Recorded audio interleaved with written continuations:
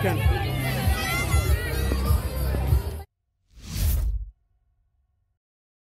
à tous et bienvenue dans cette nouvelle vidéo. Donc si vous me suivez sur les réseaux sociaux, vous avez peut-être vu donc que ces derniers jours je suis allée à Londres pour assister à l'avant-première et au tapis rouge donc des Animaux Fantastiques, les Crimes de Grindelwald. Donc je sais pas trop comment va s'appeler cette vidéo parce que je vais revenir donc en même temps sur mon voyage à Londres, sur le tapis rouge et plein d'autres choses. Et donc restez bien jusqu'à la fin parce que du coup à la fin de la vidéo je vous ferai un petit haul des choses Harry Potter que je me suis prise à Londres. Donc cette avant-première ça faisait super longtemps que j'avais prévu de la faire, à vrai dire on va dire en gros depuis 2 ans parce que j'avais pas eu l'occasion d'aller à la première avant-première, enfin du premier film, et du coup il y a 2 ans je me suis dit absolument que je fasse la deuxième. Du coup depuis 2 ans je suis dans l'optique, je vais faire cette avant-première, je vais voir J.K. Rowling, je vais voir tous les acteurs, etc. Et donc ça faisait quand même pas mal de temps que j'avais vraiment programmé mon voyage en fonction à peu près des dates où je savais que ça allait tomber. Et donc il était annoncé que l'avant-première à Londres devait avoir lieu le mardi 13 novembre et donc j'avais déjà à peu près réservé mon voyage, etc. Pour aller assister à cette avant-première. Et en plus de ça c'est rajouté l'avant-première de Paris que je n'avais pas prévu de faire, mais étant donné que j'ai eu la très grande chance de remporter, vous savez, les petits billets qu'on pouvait avoir sur le site, que c'était complètement le bordel, comme j'ai eu un petit billet comme ça pour aller à Paris, j'ai fait celle de Paris en plus. Enfin bref, c'est pas le sujet, donc si jamais ça vous intéresse, j'ai fait un petit vlog de Paris que je vous mets dans le petit i juste là. Enfin bref, du coup l'avant-première devait avoir lieu le mardi et donc je suis arrivée le samedi matin à Londres. Alors je vais vous expliquer tout pourquoi, chronologiquement, pourquoi je suis arrivée si tôt à Londres alors que l'avant-première n'avait lieu que 4 jours après si je calcule bien. Donc le samedi je n'avais rien de prévu à faire à Londres et donc avec Hélène et Camilla on savait qu'il y avait l'acteur donc James Phelps qui joue Fred Weasley, qui jouait une pièce de théâtre à Londres, donc en plus pas très loin de notre hôtel. Alors on s'est dit bon allez, on va essayer d'aller le voir à la sortie de sa pièce, parce que ça se fait beaucoup en Angleterre d'aller voir des acteurs à la sortie de leur pièce. Et il y avait personne à part nous qui l'attendait et c'était trop cool. Donc on a pu prendre une petite photo avec, donc je vous mets ma photo ici. Moi j'ai pas demandé d'autographe parce qu'il était très pressé et j'ai déjà plusieurs autographes de lui, donc voilà, ça m'importait peu, mais j'étais super contente de le voir. Et puis échanger 2-3 mots et de prendre une petite photo avec lui parce que j'avais jamais eu l'occasion. Donc voilà, ça c'était un petit truc en plus qui était super cool. Et donc ensuite le dimanche, donc il y a un magasin dans Londres qui s'appelle Forbidden Planet. Je ne sais pas si vous connaissez, mais en gros c'est un magasin qui vend plein de produits dérivés, qui vend des comics, des mangas, enfin qui vend beaucoup de choses dans ce style là. Et donc le magasin qui est dans Londres, donc près de Leicester Square, je ne sais pas exactement où est-ce qu'il est situé, mais c'est près de Leicester Square.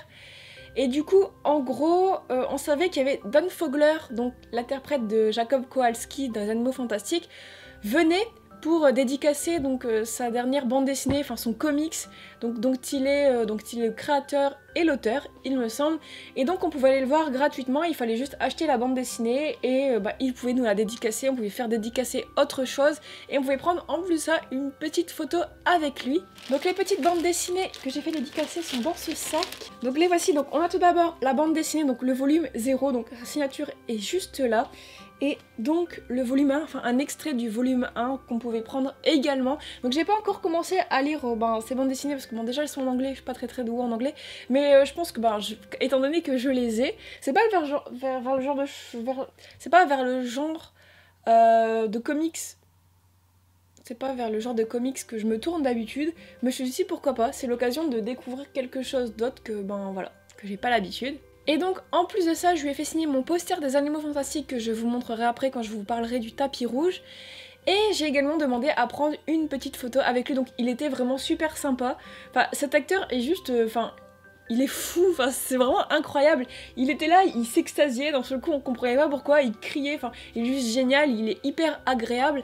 Et donc en plus de ça je vous mets la petite vidéo que Camilla a prise donc quand c'était mon tour avec lui, quand je lui ai demandé de faire dédicacer mes objets et de prendre la photo.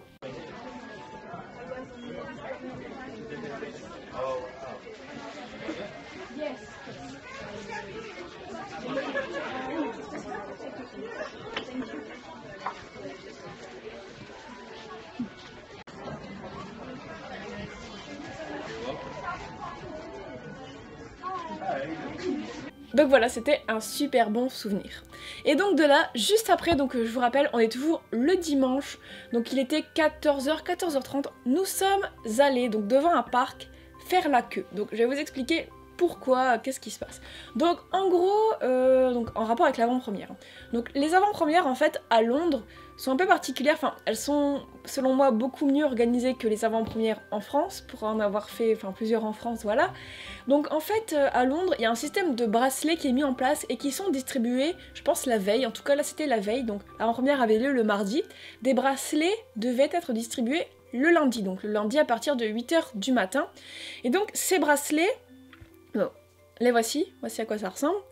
Donc ces bracelets, il y en a de plusieurs couleurs différentes qui sont distribués et donc ils sont également numérotés. Donc en gros, comment ça se passe? J'ai expliqué avec le petit document que j'ai eu. Donc on a distribué ça.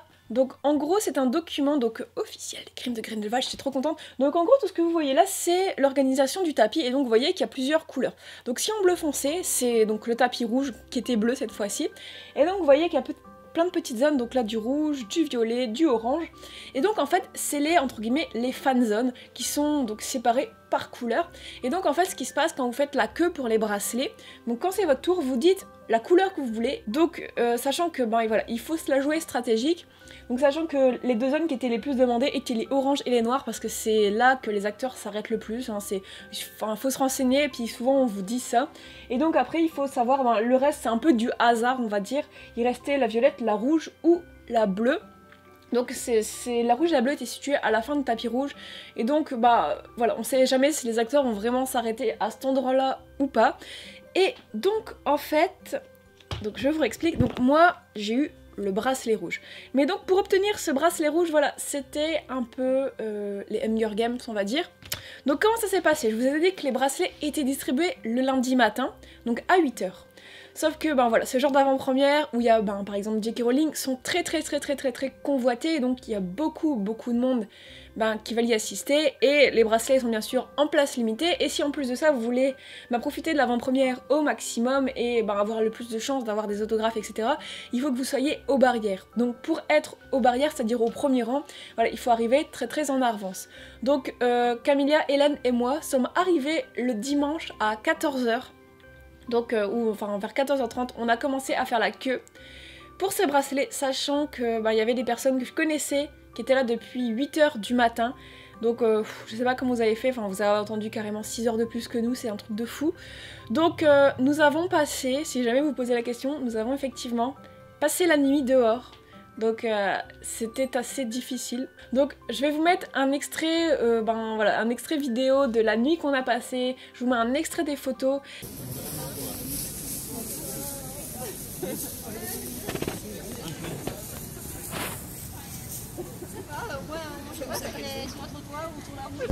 Comment ça va Virginie ce soir? Je me demande ce que je fais là. Il fait mouiller. Non mais là, on est au mois de novembre. Il fait froid, on est à Londres. Il est 1 h ou 2 du matin dans un pays étranger. Il fait nuit, on est sous la pluie.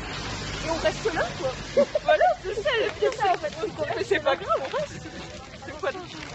Et en fait tout ça c'est aussi pour vous montrer, parce que je comprends que quand on n'est pas familier de ce genre de choses, on peut se dire ah mais en fait c'est super facile, t'as trop de la chance, tu rencontres des acteurs, tout ça, mais en fait là pour le coup c'est vraiment, c'était vraiment très difficile.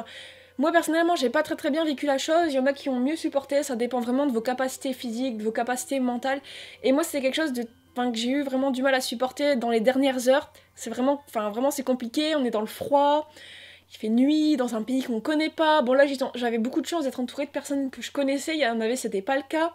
On est toujours dans la certitude parce que évidemment il y a toujours des gens qui sont là pour foutre le bordel et complètement ruiner tout ce qu'il y a organisé.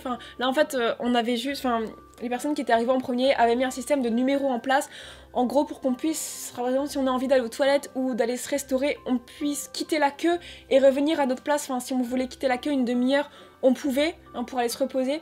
Donc moi j'avais le numéro 52 ou 51, je sais plus trop. Mais du coup, tout ce système-là s'est mis en place toute la nuit, et je crois qu'il y a une centaine de personnes qui ont passé la nuit dehors, et au final, le matin, il y a des chasseurs d'autographes, donc il y a des personnes qui sont spécialisées en chasse d'autographes, qui les revendent, qui sont venus là et ont foutu un bordel, ont menacé d'appeler la police, ont menacé de taper des personnes, au final, tout ça, c'était vraiment quelque chose de très stressant, et voilà, c'est vraiment pour vous faire comprendre que quand je vous montre des autographes, quand je vous montre des photos avec des acteurs, pas, enfin voilà, c'est pas un coup de chance, c'est pas je suis arrivée là 1 heure avant, hop j'ai attendu, j'ai mon petit selfie et tout, non non vraiment, c'est quelque chose de difficile à supporter physiquement et mentalement, et voilà, je voulais juste vous dire ça, et du coup bon, bref, on va passer cette petite partie là, mais je tenais vraiment à vous en parler. Donc à 7h30 du matin, les organisateurs, enfin ceux qui distribuaient les bracelets sont arrivés, ils ont commencé à nous faire passer un par un, même si c'était le bordel, et que jusqu'à la dernière minute, on a cru que les chasseurs d'autographes allaient absolument tout ruiner et qu'on allait devoir, genre juste se battre pour rentrer les premiers alors que... Voilà, on avait un numéro sur notre main et que normalement tout devait bien se passer, enfin bref. J'ai eu beaucoup de chance et donc je suis passée donc, à peu près dans l'ordre de numéro, même s'il y a des gens qui ont réussi à gruger, et ça m'énerve au plus haut point.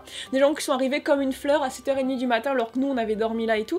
Enfin bref, voilà, donc moi j'ai eu le bracelet rouge numéro 5, donc j'ai pas pris violet, non, j'ai pas pris orange ni noir, donc les 2 meilleures zones entre guillemets, parce que je pensais qu'il n'y avait pas à avoir assez de place aux barrières et finalement je me suis peut-être trompée, on aurait peut-être dû, enfin bref. On peut jamais trop savoir, mais on a voulu s'assurer la chose et donc on a pris le bracelet rouge, donc j'avais le numéro 5, donc autant vous dire, voilà, j'avais ma place au premier rang, aux barrières. Donc voilà, donc on a eu ces bracelets vers 8h et donc on a enfin pu aller se reposer, on a dormi toute la journée, absolument toute la journée, et donc le lendemain avait lieu le tapis rouge. Donc on nous a fait rentrer sur le tapis vers 16h30 quelque chose, 16h, 16h30, je sais plus trop. Et donc il a commencé à avoir des animations sur le tapis vers 17h, 17h30, dont une personne, enfin quelqu'un qui était là pour animer, qui distribuait des tote bags avec plein de cadeaux dedans, enfin c'était trop cool.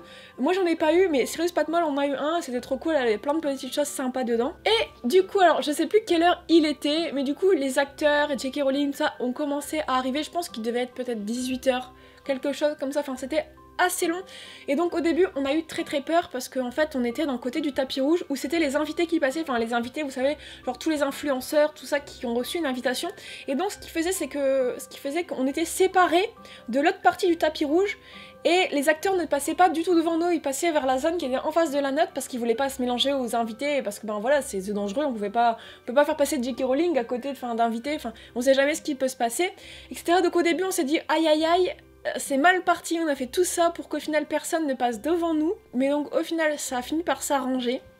Et donc je vous laisse quelques extraits du tapis rouge qui vont durer je pense quelques minutes, mais je pense que c'est ça que vous attendez surtout. Donc voilà, je vous laisse savourer les images.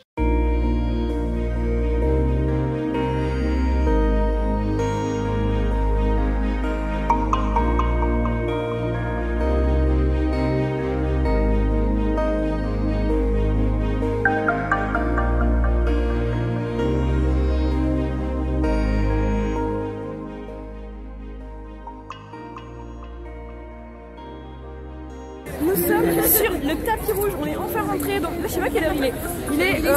Il est 16h, donc vous voyez qu'il y a Alix, Pierre. Ah ouais, c'est salut. C'est avec moi. Donc voilà, là on est tous installés, je vais vous filmer le tapis rouge juste après, un peu l'installation tout. C'est bien plus beau qu'en France, enfin, moi je trouve, il n'y a pas de baguette, mais moi je trouve que c'est grave plus classe qu'en France. Donc on est juste aux barrières, je sais pas si vous voyez. Petite barrière ici, donc on est grave contents, on attend de voir comment ça va se passer, je pense que les acteurs vont arriver d'ici 1h30, un truc comme ça, mais du coup j'ai tellement hâte de vivre ça, donc c'est parti.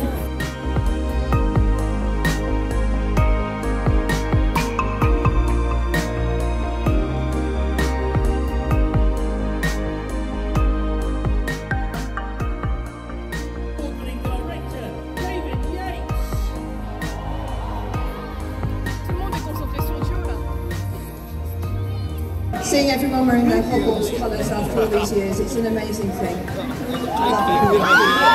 They're all very excited to see the movie, and for you, writing this movie and also bringing back Hogwarts.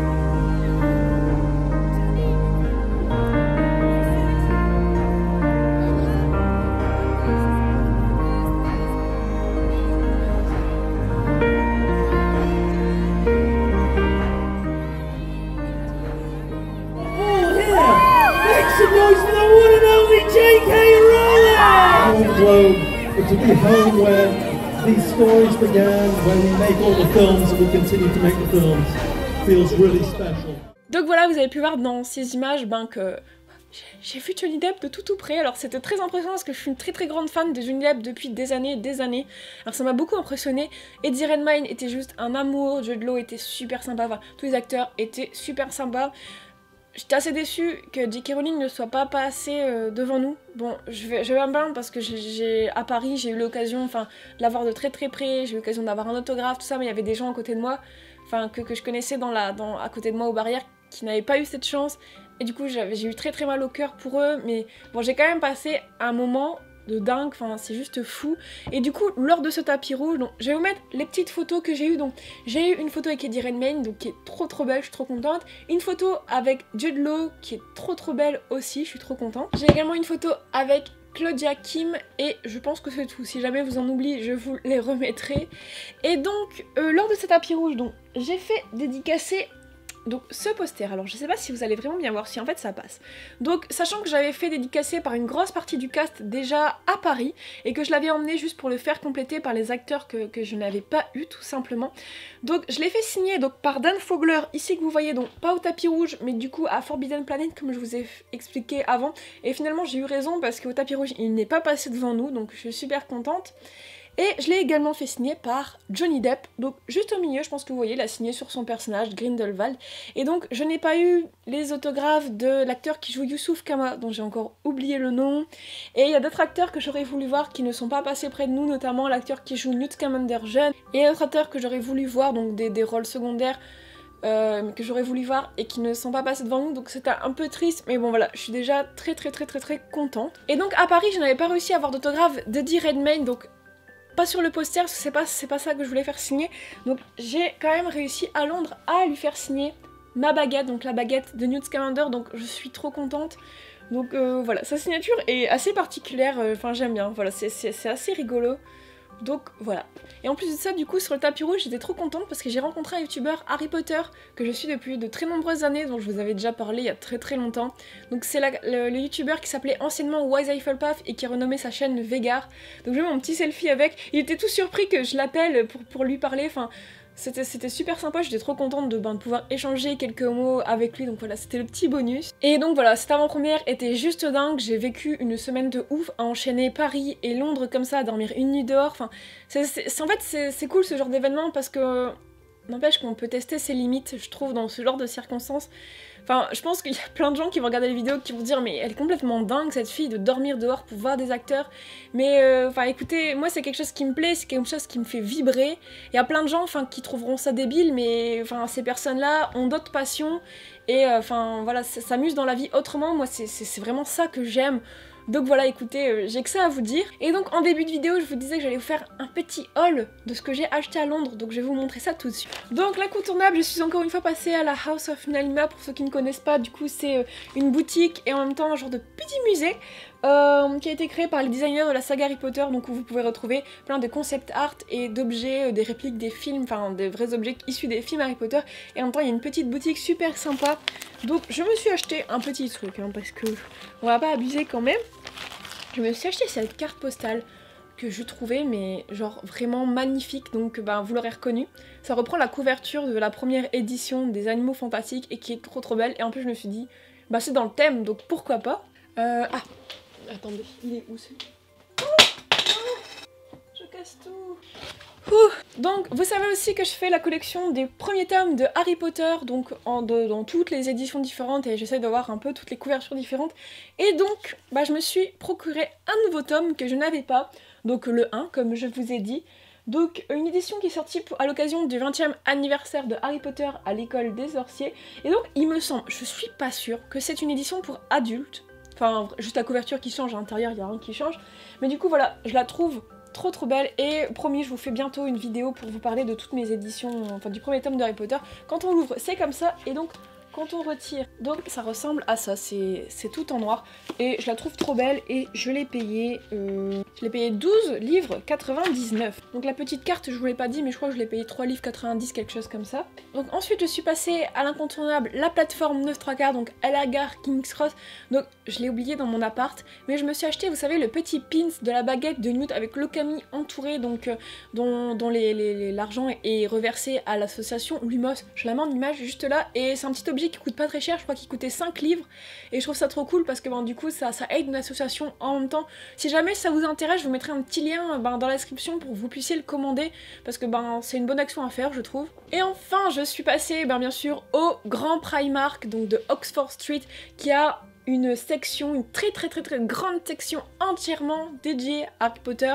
Et donc j'ai pas pu m'empêcher, j'ai craqué et je me suis acheté donc le pull de Harry de Noël, donc que j'ai payé 14 livres, c'est-à-dire environ 16-17 €, quelque chose comme ça, et qui est juste trop beau. Donc il ressemble pas trop à celui qu'on peut trouver au studio, mais c'est dans le même esprit et je le trouvais juste trop chou. Donc vous voyez, la laine est très douce et là du coup le H est en argenté et franchement il est trop cool. Donc voilà, c'est la fin de cette vidéo, donc j'espère qu'elle n'aurait pas été trop longue, mais j'avais tellement de choses à vous raconter de mon voyage à Londres. Donc si jamais vous avez des questions quant à l'avant-première, si jamais vous voulez en savoir un peu plus sur l'organisation et tout de ce genre d'événement, parce que je conçois que c'est pas très facile à comprendre quand on n'a jamais assisté à ce genre d'événement. Moi-même j'avais un peu du mal. Et donc voilà, merci d'avoir regardé cette vidéo et moi je vous dis à très bientôt.